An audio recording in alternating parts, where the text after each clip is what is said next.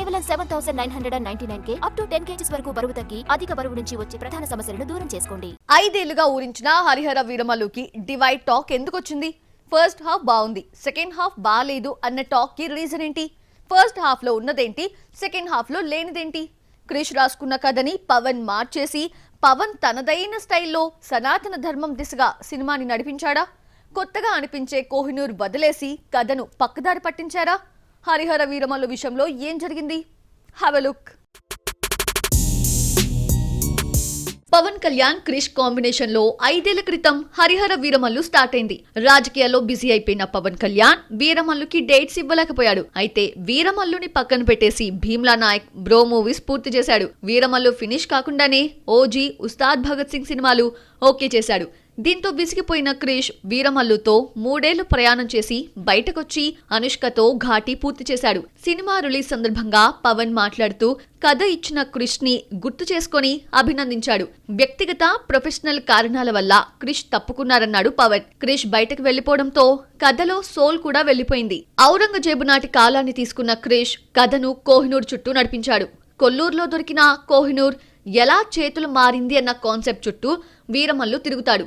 కానీ సినిమాలో Kohinoor side track అయిపోయి సనాతన ధర్మం మెయిన్ ట్రాక్ గా మారింది. క్రిష్ వెళ్లిపోవడంతోనే ముందుగా అనుకున్న వీరమల్లు కథ కూడా మారిపోయింది. కథలోకి ఎంట్రీ ఇచ్చిన పవన్ తన అభిరుచికి తగ్గట్లు సెకండ్ హాఫ్ స్టోరీని మార్చేశాడు.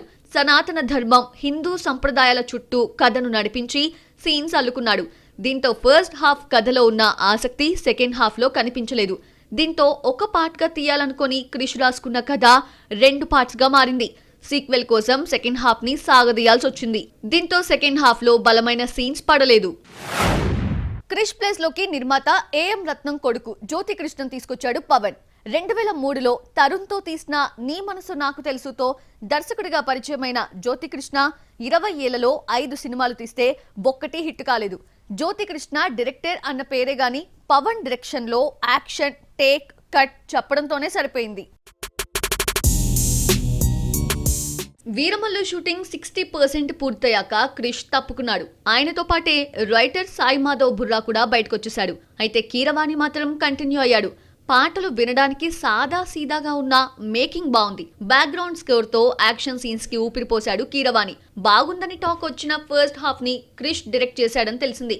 క్రిష్ కంటిన్యూ అయ్యుంటే కోహినూర్ చుట్టూ తిరిగే కథ మరింత ఇంట్రెస్టింగ్ గా నడిచేదని మెగా ఫ్యాన్స్ ఫీల్ అవుతున్నారు. సెకండ్ హాఫ్ ఆడియన్స్ కి నచ్చకపోవడానికి 2 కారణాలున్నాయి. ఒకటి కథ మారడమైతే మరొకటి విఎఫ్ఎక్స్. స్టార్ హీరో సినిమాలో ఇలాంటి నాసి రకమైన విఎఫ్ఎక్స్ ఏంటని అందరూ షాక్ అయ్యారు. అవుట్పుట్ ఇలా ఉండి కూడా కట్ చేయకుండా ధైర్యంగా ఎలా రిలీజ్ చేశారంటూ విమర్శిస్తున్నారు. ముఖ్యంగా గుర్రపు స్వారీ చేసే విజువల్స్ భయంకరంగా ట్రోల్ అవుతున్నాయి. గ్రాఫిక్స్ తో జరగాల్సిన నష్టమంతా జరిగిపోయాక సెకండ్ హాఫ్ లో వచ్చే 15 నిమిషాల విఎఫ్ఎక్స్ సీన్స్ ని ట్రిమ్ చేస్తున్నారని తెలిసింది. పవన్ కళ్యాణ్ నటించిన తొలి పీరియాడిక్ మూవీ ఇది. కోహినూర్ డైమండ్ చుట్టూ తిరిగే కథ కొత్తగా ఉంది. పవన్ కళ్యాణ్ లుక్ బాగుంది. యాక్షన్ సీన్స్ కి కీరవాణి బ్యాక్గ్రౌండ్ కలిసొచ్చింది. ఎప్పుడైతే డైరెక్టర్ తో పాటు కథ మారిందో రిజల్ట్ కూడా మారిపోయింది. లేదంటే అద్దరిపోయే మూవీతో కంబ్యాక్ ఇచ్చేవాడు పవన్ కళ్యాణ్. వార్ 2 టీజర్ పై వచ్చిన విమర్శలని ట్రైలర్ తో సరిచేశారు. War 2 teaser Hrithik Roshan fans కి నచ్చినా ఎన్టీఆర్ అభిమానులకు నచ్చలేదు. మరోసారి ఆ విమర్శలు కొని తెచ్చుకోకుండా వార్ 2 టీమ్ జాగ్రత్త పడింది. ట్రైలర్ తో లెక్కను సరిచేశారు. ఎలాగో ఇప్పుడు చూద్దాం.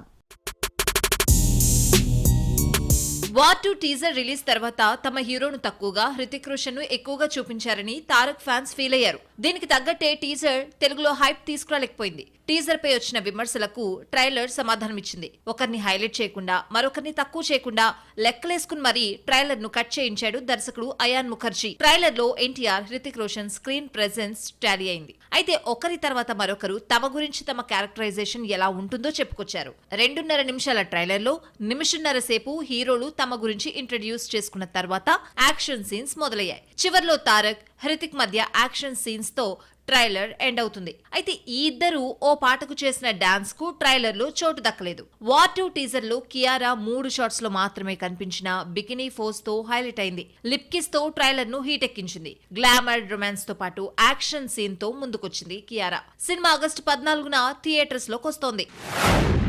అనిల్ రావిపూడి సినిమా కోసం కేరళ వెళ్ళొచ్చిన చిరంజీవి విశ్వంబర షూటింగ్ లో జాయిన్ అయ్యాడు. చివరి పాటగా ఐటమ్ సాంగ్ ని తీస్తున్నారు. ఐటమ్ గర్ల్ కోసం బాలీవుడ్ భామను రంగంలోకి దింపారు. ఈ పాటతో షూటింగ్ పూర్తవుతున్నా రిలీజ్ డేట్ మాత్రం ప్రకటించడం లేదు. విశ్వంభరలో ఐటమ్ సాంగ్ షూటింగ్ మొదలైంది. స్పాట్లో మేకింగ్ స్టిల్ను దర్శకుడు వశిష్ఠ సోషల్ మీడియాలో పెట్టి సాలిడ్ అప్డేట్ ఇచ్చాడు. ఈ పాటను సిల్వర్ స్క్రీన్పై చూసిన తర్వాత ఫ్యాన్స్ పండగ చేసుకుంటారని, బాసు గ్రేస్కు ఫిదా కావడం ఖాయమని రాసుకొచ్చాడు. ఈ పాటను గణేష్ ఆచార్య కొరియోగ్రఫీ చేస్తున్నాడు. 39 ఏళ్ల బాలీవుడ్ బ్యూటీ కిసిక్ అంటూ విశ్వంభరలో మెరుస్తుంది. క్రేజీ హీరోయిన్ని లేదంటే యంగ్ బ్యూటీని తీసుకుంటారు అనుకుంటే ఎవరు ఊహించని విధంగా హిందీ నటిని తీసుకొస్తున్నారు. ఈ సోషియో ఫ్యాంటసీ మూవీకి కీరవాణి మ్యూజిక్ ఇస్తున్నాడు. అయితే ఈ ఐటమ్ సాంగ్ మాత్రం భీమ్స్ ట్యూన్ ఇచ్చాడని తెలిసిందే. విశ్వంభర కథపై రకరకాల కథనాలు చక్కర్లు కొడుతున్నాయి. రూమర్స్ కు చెక్ పెడుతూ ఆ మధ్య స్టోరీ లైన్ చెప్పేశాడు దర్శకుడు. మనకున్న 14 లోకాలను ఎవరికి తోచిన విధంగా వాళ్ళు చూపించారని, యమలోకం, స్వర్గలోకం, పాతాళలోకం చూశామని, విశ్వంభరలో బ్రహ్మదేవుడుండే సత్యలోకాన్ని చూపించామన్నాడు దర్శకుడు. హీరో డైరెక్ట్ గా సత్యలోకానికి వెళ్లి హీరోయిన్ ని ఎలా తిరిగి తెచ్చుకుంటాడన్నదే సినిమా కథని వివరించాడు. సినిమా మొదలు పెట్టడానికి ముందు బడ్జెట్ 200 కోట్లు అవుతుందని అంచనా వేశారు. అయితే విఎఫ్ఎక్స్ వర్క్ కోసమే 75 కోట్లు ఖర్చు పెట్టాల్సి రావడంతో బడ్జెట్ భారీగా పెరిగిపోయిందట. హాలీవుడ్ టెక్నీషియన్లతో విఎఫ్ఎక్స్ వర్క్ చేయిస్తారు. వాళ్ళెప్పుడు పూర్తి చేస్తారో క్లారిటీ లేదు. దీంతో విఎఫ్ఎక్స్ వర్క్ ఓ కొలిక్కొచ్చాక చిరంజీవి పూర్తిగా సాటిస్ఫై అయితేనే రిలీజ్ డేట్ ప్రకటిస్తారు. వీరమల్లు విఎఫ్ఎక్స్ వర్క్ పై వచ్చిన విమర్శలతో విశ్వంభర టీం మరింత జాగ్రత్తలు తీసుకుంటుంది. బాలకృష్ణ క్రిష్ కాంబినేషన్ రిపీట్ అవుతోంది. హరిహర వీరమల్లు నుంచి తప్పుకున్న క్రిష్ అనుష్కతో ఘాటీ పూర్తి చేశాడు. నెక్స్ట్ మూవీ ఫైనల్ కావడమే కాదు, హీరోగా బాలకృష్ణ లాక్ అయ్యాడు. బాలయ్యతో హిస్టారికల్ మూవీ, 2 బయోపిక్స్ తీసిన క్రిష్ 4వ సినిమా కోసం జానర్ మారుస్తున్నాడు. ఎలాంటి కథను ఎంచుకున్నాడో చూసిద్దామా? ఆ మధ్య అనిల్ రావిపూడి, గోపీచంద్ మలినేని వంటి యంగ్ టాలెంట్ కు ఛాన్స్ ఇచ్చిన బాలయ్య అఖండ 2 నుంచి ఆల్రెడీ హిట్స్ ఇచ్చిన దర్శకులతోనే వర్క్ చేస్తున్నాడు. వరుసగా 4 హిట్స్ తో జోరు మీదున్న బాలకృష్ణ డేట్స్ కోసం దర్శక నిర్మాతలు క్యూ కడుతున్నారు. అఖండ 2 సెట్స్ పై ఉండగానే వీరసింహారెడ్డి తర్వాత మరోసారి బాలయ్య, గోపీచంద్ మలినేని కాంబో రిపీట్ అవుతుంది. గోపీచంద్ మలినేని సినిమా తర్వాత బాలయ్య డైరెక్టర్ గా క్రిష్ పేరు వినిపిస్తుంది. బాలయ్య 100వ సినిమా కోసం చాలా మంది దర్శకులు ట్రై చేసినా ఆ లక్కీ ఛాన్స్ క్రిష్ కు దక్కింది. ఆదిత్య 369 సీక్వెల్ తీయడానికి సింగీతం శ్రీనివాసరావు కథ రెడీ చేసుకున్నాడు. అనిల్ రావిపూడి కథ చెప్పినా వర్కౌట్ కాలేదు. ఆ టైంలో గౌతమిపుత్ర శాతకర్ణి జీవిత కథ ఆధారంగా హిస్టారికల్ స్టోరీ చెప్పిన క్రిష్ కు ఓటేశాడు బాలయ్య. బాలకృష్ణ 100వ సినిమాగా గౌతమిపుత్ర శాతకర్ణి హిట్ కావడంతో ఎన్టీఆర్ బయోపిక్ ఛాన్స్ క్రిష్ కిచ్చాడు బాలయ్య. నందమూరి తారక రామారావు జీవిత కథ ఆధారంగా కథానాయకుడు, మహానాయకుడు పేరుతో 2 భాగాలుగా తెరకెక్కింది. బాలయ్య ఎన్నో ఆశలు పెట్టుకున్న బయోపిక్స్ ఫ్లాప్ అయ్యాయి. కథానాయకుడు, మహానాయకుడు నిరాశపరిచిన బాలకృష్ణ క్రిష్ కి మరో ఛాన్స్ ఇచ్చాడు అని తెలిసింది. ఆల్రెడీ కథకు సంబంధించిన సిట్టింగ్స్ నడుస్తున్నాయట. గోపిచంద్ మలినేని మూవీ తర్వాతే క్రిష్ సినిమా ఉంటుందని తెలిసింది. ఆదిత్య 369 సీక్వెల్, ఆదిత్య 999 కోసం బాలకృష్ణ రాసుకున్న కథని డెవలప్ చేసే పనిలో క్రిష్ ఉన్నాడట. హనుమాన్తో సూపర్ హిట్ కొట్టిన ప్రశాంత్ వర్మకు మోక్షజ్ఞ డెబ్యూ బాధ్యతలను అప్పచెప్పాడు బాలయ్య. మరి ఏమైందో ఏమో కానీ సినిమా సెట్స్ పైకి రాకముందే ఈ ప్రాజెక్ట్ అటకెక్కింది. ఎప్పటినుంచో నలుగుతున్న ఆదిత్య 999తో మోక్షజ్ఞను వెండి తెరకు పరిచయం చేయాలని బాలయ్య నిర్ణయించుకున్నాడట. ముందు ఈ సినిమాను తనే డైరెక్ట్ చేద్దామనుకున్న వరుస కమిట్మెంట్స్ రీత్యా మెగాఫోన్ ను క్రిష్ కు అప్పచెప్పాడు. 3 ఏళ్ల పాటు హరిహర వీరమలతో గడిపేసిన క్రిష్ పవన్ డేట్స్ ఇవ్వకపోవడంతో బయటకొచ్చేసి అనుష్కతో ఘాటీ తీశాడు. ఆగస్టులో అఖండ 2 షూటింగ్ పూర్తవుతుంది. ఆ తర్వాత గోపిచంద్ మలినేని మూవీ లైన్ లో ఉంది. ఆ తర్వాత మోక్షజ్ఞతో కలిసి ఆదిత్య 999 లో నటిస్తాడు బాలయ్య. ప్రభాస్ సినిమా బడ్జెట్ పెరగడమే కానీ తగ్గడం ఉండదు. కల్కి లాంటి మైథలాజికల్ ఫ్యాంటసీ తీసినా, రాధేశ్యామ్ వంటి రెగ్యులర్ లవ్ స్టోరీ తీసినా బడ్జెట్ లో పెద్ద తేడా ఏముండదు. అదేంటో గాని 200 కోట్ల బడ్జెట్ తో స్టార్ట్ అయిన రాజాసాబ్ బడ్జెట్ డబుల్ అయిపోయింది. ఇక సందీప్ వంగ డైరెక్షన్ లో నటించే స్పిరిట్ మొదలు కాకుండానే ఎంతకు చేరిందో తెలుసా? Have a look. Baahubali Prabhas కి పాన్ ఇండియా ఇమేజ్ తీసుకురావడంతో పాటు బడ్జెట్ పెంచేసింది. డైరెక్టర్ విషయంలో డార్లింగ్ తేడా చూపించడు. స్టార్డమ్ లేని డైరెక్టర్ కి ఛాన్స్ ఇచ్చినా బడ్జెట్ మాత్రం 400 కోట్లు దాటాల్సిందే.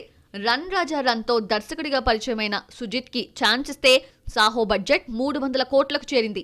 జిల్ దర్శకుడు రాధామోహన్ కి ఆఫర్ ఇచ్చి లవ్ స్టోరీ రాధేశ్యామ్ ని చేతిలో పెడితే దాదాపు 300 కోట్లతో తీశాడు. చిన్న సినిమాలు తీసే మారుతి డైరెక్షన్ లో రాజాసాబ్లో నటిస్తుంటే బడ్జెట్ 400 కోట్లకు చేరింది. సాహో, రాధేశ్యామ్, ఆదిపురుష్ వంటి వరుస డిజాస్టర్స్ తో విసిగిపోయిన ప్రభాస్ భారీ బడ్జెట్ కి పోకుండా 200 కోట్లతో సినిమా చేయాలనుకొని మారుతికి ఛాన్స్ ఇచ్చాడు. హారర్ కామెడీగా రూపొందుతున్న రాజాసాబ్ బడ్జెట్ 200 కోట్ల లక్ష్యంగా స్టార్ట్ అయినా మధ్యలో సలార్, కల్కి సూపర్ హిట్స్ కావడంతో ఏమాత్రం తగ్గేదే లేదంటూ భారీగా ఖర్చు పెట్టేస్తున్నారు. దీంతో బడ్జెట్ 400 కోట్లకు చేరింది.